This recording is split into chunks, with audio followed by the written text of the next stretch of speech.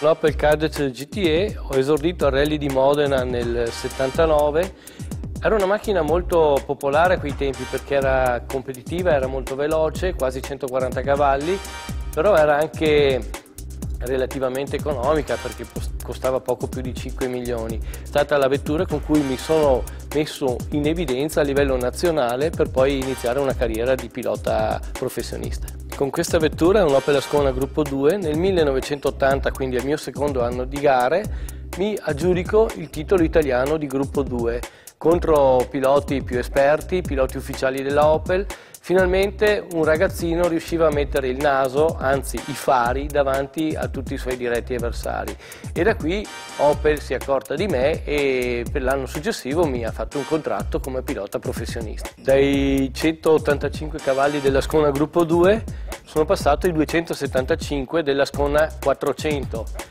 Diciamo che questa è stata la mia prima macchina da pilota professionista. Nell'82 ho vinto il titolo italiano di categoria del gruppo 4 e ho perso il titolo assoluto all'ultima gara contro un pilota, Tonino Tognana, che guidava una Ferrari, quindi una grande diversità di macchine, però indubbiamente è la macchina con cui ho vinto la mia prima gara assoluta e la macchina che mi ha dato le più grandi soddisfazioni da pilota professionista in erba.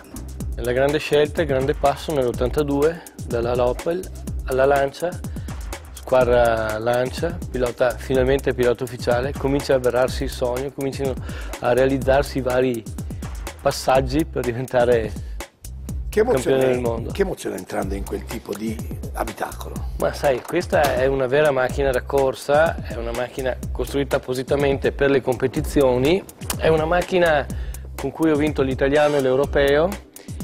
E poi nell'84-85 ho partecipato al campionato del mondo, le mie prime esperienze, secondo in Corsica, la prima volta che correvo fuori dall'Italia, e la macchina che mi ha fatto conoscere non solo a livello nazionale ma a livello mondiale, il mio biglietto da visita per dire sono pronto per combattere per il titolo quando avrò una macchina competitiva a 4 ruote motrici. L'S4 è la macchina più potente che io abbia guidato in competizione. L'ultima versione aveva raggiunto i 560 cavalli, un puledro, un cavallo selvaggio e indubbiamente la cosa impressionante era l'accelerazione da curva a curva.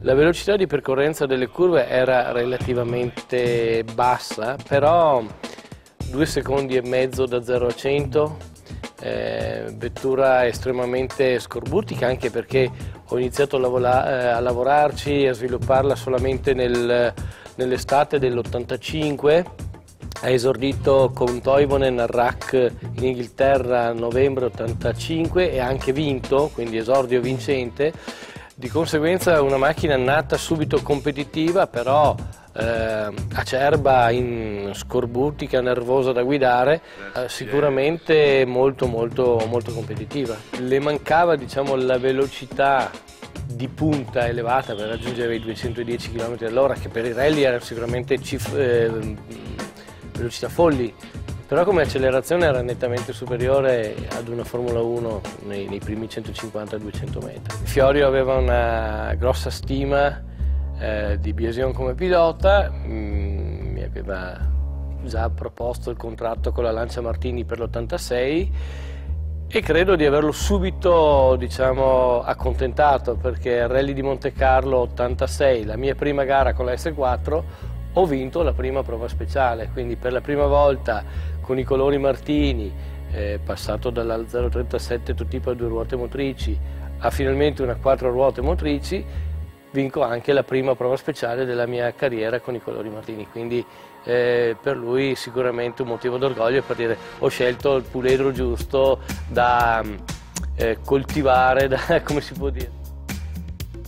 Erano delle bombe queste automobili, la tecnologia aveva esasperato la prestazione, però non aveva tenuto conto forse della sicurezza.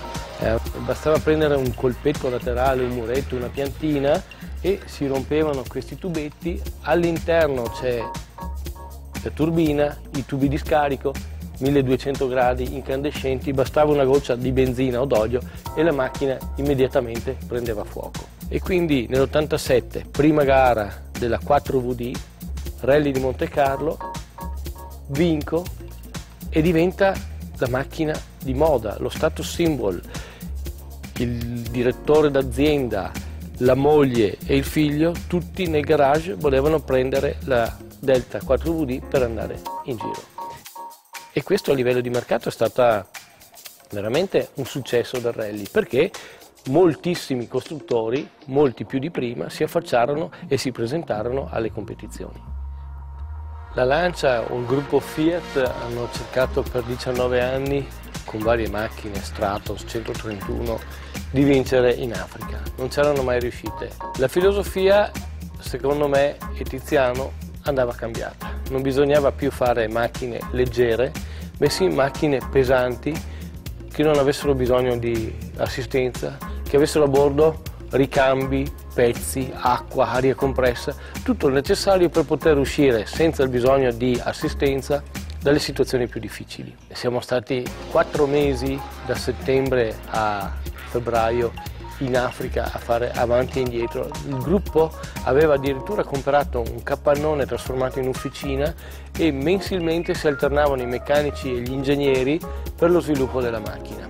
Uno sforzo non solo economico gigantesco, però con i suoi frutti, perché per 3 anni consecutivi con la Delta abbiamo vinto il Safari, 2 volte guidata da me e una volta guidata da Kankkunen.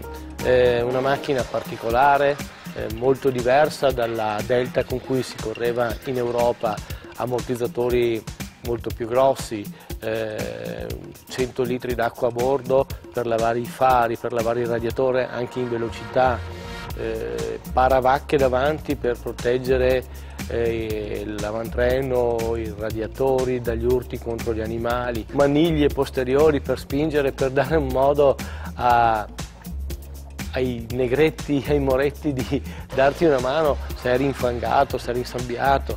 Quindi tanti accorgimenti che in passato non erano stati fatti. Anche questi fari supplementari servivano non tanto per illuminare la pista, bensì per spaventare gli animali. Infatti li tenevamo accesi anche durante il giorno, proprio perché gli animali, vedendo questo bagliore, scappavano nella prateria e non rimanevano in mezzo alla strada. E la rossa è la macchina che mi ha permesso di vincere il secondo mondiale. Ho fatto una sola gara, ho vinto il Sanremo e sicuramente è stata la Delta Gruppo A più potente che io abbia mai guidato e che abbia mai corso regolarmente nei rally.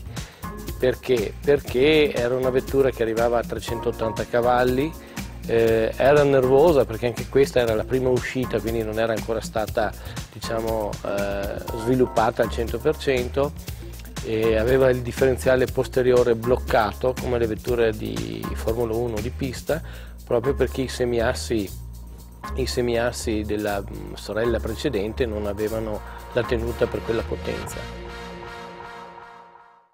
Premetto che nel 91, a fine 91, avevo già un contratto firmato con la Lancia e la cifra era identica a quella della Ford.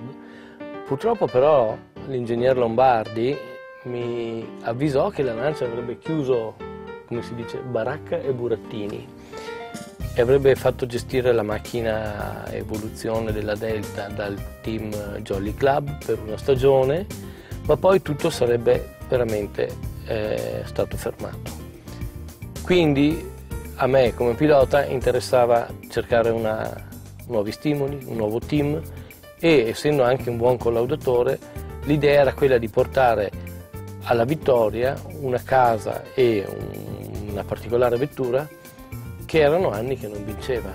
Era sì una vettura stradale, era commercializzata anche nella versione stradale, ma studiata col motore longitudinale centrale proprio per essere vincente nei rally.